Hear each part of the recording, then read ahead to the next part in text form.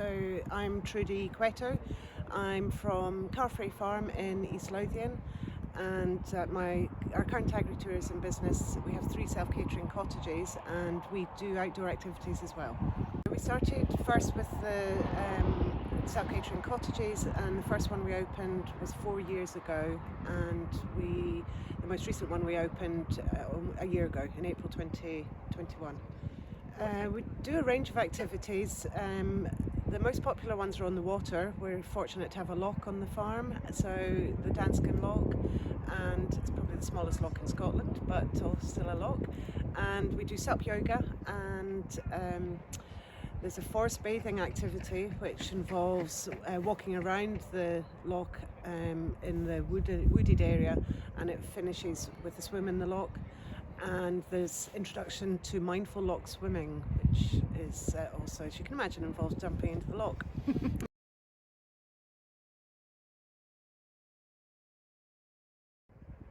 We chose self-catering cottages because I had been running self-catering apartments in Edinburgh for 14 years prior to opening up on the farm.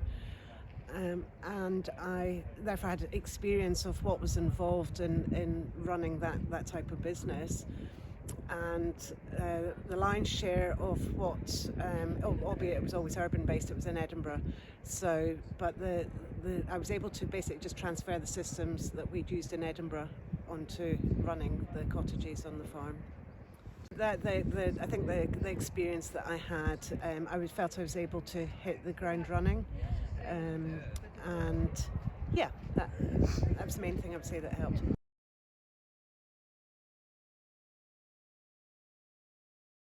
I think when you have experience of running a type of business, you tend to not step back before you start and try and roll the business out again in a slightly different way. And what I in particular realised was that the marketing of holiday cottages was very different to the marketing of self-catering apartments in the city, and the customer base, there were definitely nuances in the differences in what customers were looking from in the countryside compared to what they were in the city. And I hadn't considered that beforehand. Because I had the confidence and the knowledge and experience of running self-catering, I just thought, yeah, great, let's just jump into this. So that was probably the biggest surprise I had.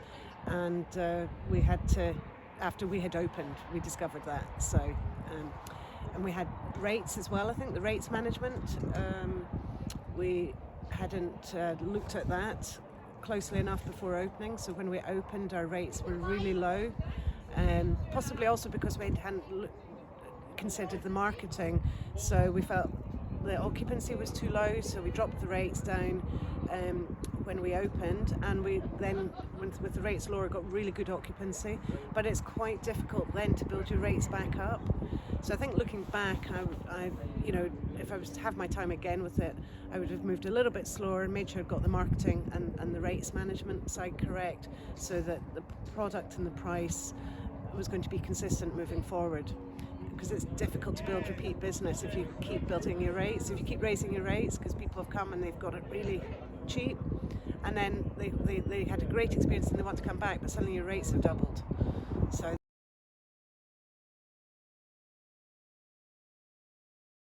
I think one of the key ingredients is I think it's being involved personally, being they're family businesses, agritourism businesses. We're not corporate businesses, so I think it's really important for the customers to see that engagement from the owners of the business.